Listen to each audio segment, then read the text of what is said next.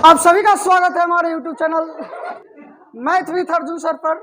और आज हम लाइट का पार्ट 3 वीडियो अपलोड कर रहे हैं, तो देखते चलिए, हंसते मुस्कुराते रहिए। से कहते हैं क्या है, इसे समझने से पहले हम लोग कुछ बात समझेंगे कि प्रकाश का परावर्तन है क्या। देखो, प्रकाश का परावर्तन करेंगे तो इसके लिए हमें जरूरत पड़ेगा एक परावर्तक सतह का।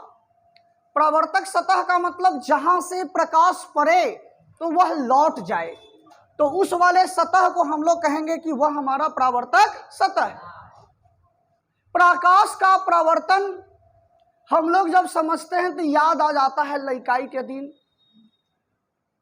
उस समय हमनी के समय में वो गाना आया था, गाना बड़ी शानदार था, याद अभी तक है। वो गाना था, शीशा चमकावे लुका छत के ऊपर से, प्यार जब करे के बाद तो बहरी आजा घर से। हाँ, वो गाना सर्च करोगे तो आ जाएगा। वो शायद सुनील छैला बिहारी का गाया हुआ यह गाना है, बहुत अच्छा लगा। तो जो शीशा हम लोग चमकाते हैं, तो शीशा का चमकना प्रकाश के परावर्तन का उदाहरण है। और शीशा परावर्तक सतह का काम करता है, और प्रकाश की किरणें जब उस परावर्तक सतह पर पड़ती है तो टकरा कर लौट जाती है। जब हम लोग खूब एकदम लड़का थे तो मम्मी श्रृंगार पटार करते रहती थी। वो उन्हें फेयर लवली लगावे के फेर में उतनी घड़ी फेयर लवली नहीं रहता था। हमारे मम्मी के समय में बोरोलिन चलता था। बोरोलिन का नाम कौन कौन सुना अभी तक? अब बहुत कम है। हमारे बचपन में बोरोलिन टॉप प्रोडक्ट में से एक था। जैसे अभी टॉप प्रोडक्ट में चलता है ना, लेकमी या फलना चिलना का, है ना, तो उस समय बोरोलिन का प्रोडक्ट टॉप में चलता था उस समय, समझे। अभी भी कई बुजुर्ग महिलाओं से तुम लोग सुन लोगे बोरोलिन का नाम। तो बोरोलिन ये सब श्रृंगार पटार करती थी, और हम लोग क्या करते थे, घसक घसक के जाते और शीशा लेके भाग जाते। क्योंकि पहले के समय में शीशा जो था वह आपको दीवालों में टंगा हुआ नहीं मिलता था। 10 रुपया के एगो प्लास्टिक है चाहे कुछ के बनल एगो चीज होता, उहे में सब सामान रखल है। जब समय जरूरत पड़ता तो उस शीशा निकाल करके लोग श्रृंगार पटार किया करते थे, और ले क्या अच्छा है, धूप में खूब चमका रहे, कभी ये ने कभी ओ ने कभी ओ ने। इतना ही नहीं, हम लोग शीशा के द्वारा धूप एकदम कर्कश हो, जेठ के दोपहरिया रहे, जेठ समझ रहे हो ना, जेठ हिंदी का माह है, उसमें धूप ज्यादा कर्कश रहता है। तो जेठ के दोपहरिया में जब हम लोग बाहर निकलोगे तो धरती और तपती है, धूप तेज होते हैं, उसमें विकिरण ऊर्जा का मान ज्यादा रहता है, उष्मा ज्यादा रहता है। तो शीशा को चमका कर कागज कहीं रख दिया, उस कागज पर शीशा के प्रकाश को फोकसित करके और उस कागज को भी जला देते थे। इतना ज्यादा होता था। वो काम यदि नहीं किया होगा तो हम लोग बचपन में ऐसा किए थे कि सलाई के माचिस ले करके और नाद समझ रहे हो ना, गाय गवत खिलावे वाला वो चिकन जो नहला किया हुआ रहता है, ओकरा पर जाके सलैया के ऐसे मारते तो जल जाता था, समझे बात। तो ये सब जो काम हम लोग किए वो धूप के कारण होता था। तो शीशा को हम लोग चमकाते थे। तो शीशा परावर्तक सतह का काम करता है। प्रकाश की किरणें उस पर पड़ती है और प्रकाश की किरणें पड़कर उसी माध्यम में वापस लौट जाती है। बात समझ रहे हैं? तो इस घटना को ही हम लोग कहते हैं प्रकाश का परावर्तन। नली के पानी में अपन चेहरा देख रहे हो और आपको दिखाई दे तो नली का पानी आपके लिए परावर्तक सतह का काम करता है। यदि आप थाली में चेहरा आपको नजर आ जाता है, तो चेहरा आपको नजर आ गया तो थाली परावर्तक सतह का काम करता है। तो प्रकाश का परावर्तन के लिए हमें जरूरत किस बात का पड़ता है? एक परावर्तक सतह का। बोलो ना, किसका? एक परावर्तक सतह का। और इस परावर्तक सतह पर जब कोई प्रकाश की किरणें पड़ती है तो जिस माध्यम से पड़ती है उसी माध्यम में वापस लौट जाती है। और इस घटना को ही हम प्रकाश का परावर्तन कहते हैं। इस घटना को क्या कहते हैं? प्रकाश के परावर्तन का डिफिनेशन अच्छा से याद करो। जब प्रकाश किरण किसी परावर्तक सतह पर पड़ती है या टकराती है तो प्रकाश की किरणें उसी माध्यम में वापस लौट जाती है। इस घटना को प्रकाश का परावर्तन कहते हैं। 2 बार और बोलेंगे। जब प्रकाश की किरणें किसी परावर्तक सतह से टकराती है तो वह उसी माध्यम में वापस लौट जाती है। इस घटना को प्रकाश का परावर्तन कहते हैं। एक बार और बोलेंगे। जब प्रकाश की किरणें किसी परावर्तक सतह पर पड़ती है या टकराती है तो वह उसी माध्यम में वापस लौट जाती है। इस घटना को प्रकाश का परावर्तन कहते हैं। अब यह परावर्तक सतह का काम करेगा, इसका नाम मैंने दिया ए बी। आने वाली प्रकाश की किरण जो है, ये जो प्रकाश की किरणें पी बिंदु से आकर परावर्तक सतह के ओ बिंदु पर टकराई तो इस पीओ प्रकाश की किरण को हम लोग कहेंगे आपतित किरण। क्या बोलेंगे इसको? और प्रकाश की किरणें ओ से टकरा कर लौट गई तो इस OM प्रकाश की किरण को हम लोग बोलेंगे परावर्तित किरण। कौन सा किरण जी? परावर्तित किरण। बात को जरा समझना। आपतित किरण किसे कहते?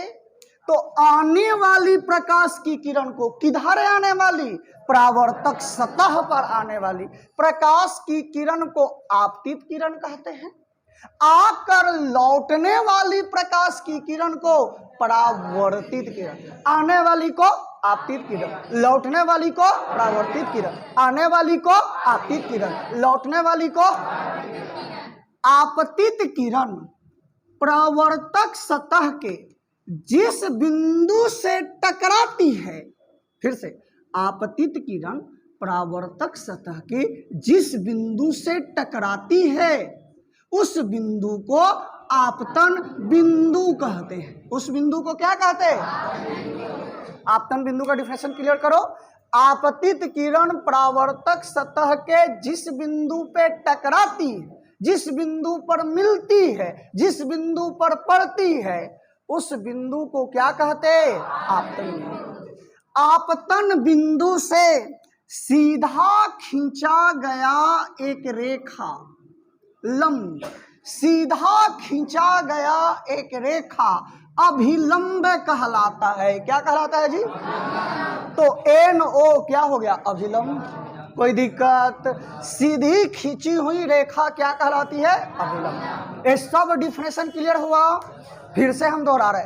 आने वाली प्रकाश की किरण को, लौटने वाली प्रकाश की किरण को, जिस बिंदु पर प्रकाश की किरणें आपतित होती है या जिस बिंदु से प्रकाश की किरणें परावर्तित होती है उस बिंदु को आपतन बिंदु से खींचा गया सीधी रेखा क्या कहलाता? अभिलंब कहलाता। क्या कहलाता? इसे अभिलंब कहते हैं, नॉर्मल लाइन कहते हैं। अब सुनोगे, अभिलंब और आपतित किरण के बीच में देखो कुछ कोण बन रहा है। तो अभिलंब और आपतित किरण के बीच बने कोण को आपतन कोण कहते हैं। क्या कहते हैं जी? आपतन कोण को I से सूचित करते हैं। किससे सूचित करते हैं? अभिलंब और आपतित किरण के बीच बने कोण को आपतन कोण कहते और इसे हम I से सूचित करते हैं। परावर्तित किरण और अभिलंब के बीच बने हुए कोण को परावर्तन कोण कहते हैं और परावर्तन कोण को R द्वारा सूचित करते हैं। किससे सूचित करते हैं? बोलिए, क्लियर है? फिर से, आपतन कोण किसे कहते हैं? आपतित किरण और अभिलंब के बीच बने कोण को, परावर्तित किरण और अभिलंब के बीच बने कोण को कोई प्रकाश के परावर्तन का 2 नियम है। कितने नियम हैं? 2 नियम। प्रकाश के परावर्तन के 2 नियम हैं। पहला नियम, आपतित किरण परावर्तित किरण और आपतन बिंदु से खींचा गया अभिलंब तीनों एक ही तल में होता है। तीनों एक ही, हमने कहा क्या, आपतित किरण, परावर्तित किरण और आपतन बिंदु से खींचा गया अभिलंब, लंब या अभिलंब तीनों एक समतल या तल में होता है। दूसरा नियम कहता है कि जितना आपतन कोण का मान होगा उतना ही परावर्तन कोण का मान होगा। यानी आपतन कोण का मान जिसे हम I कहते हैं, परावर्तन कोण के मान के जिसे हम R कहते हैं, आपस में बराबर होगा। इकत जैसे तुम देख लो, बॉल को इधर से फेंको तो जितना एंगल पर तुम फेंकोगे उतना ही एंगल से वापस आता है। तो टकरा कर वापस आने की इस घटना को ही हम क्या कहते हैं, परावर्तन। टकराती है तो टकरा कर उसी माध्यम में वापस लौट जाती है। यह घटना ही प्रकाश का क्या कहलाता है। तो देखो, यह अभिलंब के साथ जितना कोण बना करके आपतित होता है उतना ही कोण बना करके परावर्तित भी हो जाता है। आपतन कोण परावर्तन कोण आपस में। लेकिन जो प्रकाश की किरणें किसी परावर्तक सतह पर सीधे रूप से गिरेगी, एकदम लंबवत गिरेगी। बहुत अच्छा क्वेश्चन। जो प्रकाश की किरण किसी परावर्तक सतह पर लंबवत गिरेगी, एकदम खड़े खड़े गिरेगा, बॉल को एकदम सीधा फेंको तो सीधा वापस लौटेगा, समझे कि नहीं। आप कुछ ऐसे फेंको तो ऐसे लौटेगा। हाँ, तो एकदम सीधे सीधे यदि गिरेगी तो वह उसी पथ पर वापस लौट जाएगी। बहुत अच्छा क्वेश्चन। परावर्तक सतह पर लंबवत आपतित होने वाली प्रकाश की किरणें उसी पथ पर वापस लौट जाती है। याद रहेंगे, प्रकाश की सतह पर लंबवत आपतित होने वाली प्रकाश की किरणें उसी पथ पर वापस। तो जब उसी पथ पर वापस लौट गया, इसका मतलब कि आपतन कोण का मान करोगे तो आपतन कोण भी वही, अभिलंब भी वही, तो कोण 0 डिग्री बना। कोण कितना डिग्री बना? कोण 0 डिग्री, मतलब आपतन कोण 0 डिग्री, तब परावर्तन कोण भी। लेकिन 90 डिग्री का कोण परावर्तक सतह के साथ बन रहा है। इस कंफ्यूजन को दूर रखना। ये 90 डिग्री का कोण किसके साथ बन रहा है? परावर्तक सतह के साथ बन रहा है। 0 डिग्री का कोण है आपतन कोण के लिए और परावर्तन कोण के लिए। बात समझ रहे हो? लंबवत प्रकाश की किरणें किसी परावर्तक सतह पर पड़ती है तो वह उसी पथ पर वापस लौट जाती है। अब जो प्रकाश की किरणें लंबवत ना गिरेगी, कुछ कोण बना के गिरेगी, तो थोड़ा सा ध्यान देना। जैसे प्रकाश की किरणें इस परावर्तक सतह पर जिसका नाम AB है ऐसे गिरा तो ऐसे लौट जाएगा। बोलो ना। यहां से हम एक अभिलंब खींच देंगे। बोलो ना। यहाँ P, यहाँ O, यहाँ Q कह देते हैं अपने हिसाब से। लेकिन इस प्रकाश की किरण PO को जो आया था, यदि यह परावर्तक सतह ना होता तो एकदम ऐसे सीधे जाता। बोलो, जाता कि नहीं जाता? एकदम ऐसा सीधा जाता। तो अब क्या बोलोगे कि सर यह आपतन कोण, सर यह परावर्तन कोण, और यह PO को बिल्कुल ऐसे सीधा जाना चाहिए था, लेकिन प्रकाश के परावर्तन के कारण यह परावर्तित हो गया। तो कितने कोण से परावर्तित हो गया भाई? तो इसको इतने कोण से परावर्तित हो गया सर ना। कितने कोण से परावर्तित हो गया? इतने कोण से। यहां पर देखो, इस वाले किरण के साथ इतना डिग्री का विचलन लिया। इतने डिग्री का विचलन लिया और यह किरण इधर परावर्तित हो गया। तो यह जो कोण बना है इस कोण को हम लोग विचलन कोण कहते हैं। क्या कहते? और विचलन कोण को डेल्टा से सूचित करते हैं। किससे सूचित करते हैं जी? डेल्टा से। किसी को कोई दिक्कत? कितना विचलन हुआ? तो सर जाना ऐसे था लेकिन ऐसे गया है तो इतना विचलित हुआ है। बोलना कोई दिक्कत? अब आप थोड़ा सा विचार करो तो यह एक रेखा बन गया POM। तो POM पर कुल कितने डिग्री का कोण बनेगा? तो कुल कोण बनेगा यहाँ पर 180 डिग्री का। क्यों? क्योंकि सरल रेखा पर बना हुआ कोण 180 डिग्री का बनता है। बोलो ना। तो इस रेखा पर, कौन रेखा पर? POM रेखा पर कौन कोण से? तो सरल कोण से। कौन कोण से? सरल कोण, या इसी को ऋजु रैखिक कोण कहते हैं। सरल कोण कहते हैं या इसको ऋजु रैखिक कोण कहते हैं। और सरल कोण का मान 180 डिग्री होता। तो बच्चे ध्यान देना, सरल कोण का मान 180 डिग्री होगा तब केगो कोण बनल है यहाँ पर? 3 गो। एक कोण I बनल है, एगो कोण R बनल है, एगो कोण विचलन कोण बनल है। बोलो ना। 3 गो कोण है, एक कोण I बनल है, एक कोण R बनल है, एगो विचलन कोण बनल है। मतलब PON NOQ QOM क्या वो कोण बनल है? एक कोण angle PON plus angle NOQ plus angle QOM बराबर 100। तब PON का मान I है, NOQ का मान R है और QOM को विचलन कोण कहे हैं डेल्टा, बराबर 100। और परावर्तन के नियम से हमने पढ़ा है, परावर्तन के नियम से हमने पढ़ा है, क्या पढ़ा है कि आपतन कोण का मान परावर्तन कोण के मान के, तो I के जगह पर R लिख दो और R के जगह पर, तो पहले I के जगह पर R लिखो, तो I के जगह पर R प्लस R जोड़ डेल्टा बराबर 100। तो 2R प्लस डेल्टा बराबर 100। तो डेल्टा बराबर हो जाएगा 180 डिग्री माइनस 2R। ये कहेंगे विचलन कोण। क्या बोलेंगे? तो प्रकाश के परावर्तन में विचलन कोण कितना बनता? 180 डिग्री माइनस 2R। याद रहेगा? या R के जगह पर I लिख लेते हैं। तो R के जगह पर I लिख लेंगे तो फिर हम लिख सकते डेल्टा बराबर 180 डिग्री माइनस 2I। बोलो ना। कोई दिक्कत? अब हम कुछ क्वेश्चन पूछ रहे हैं। आप जान गए कि आपतन कोण का मान और परावर्तन कोण का मान आपस में, तो प्रकाश के परावर्तन में बताना, आपतन कोण का मान 30 डिग्री है तो परावर्तन कोण का मान कितना डिग्री होगा?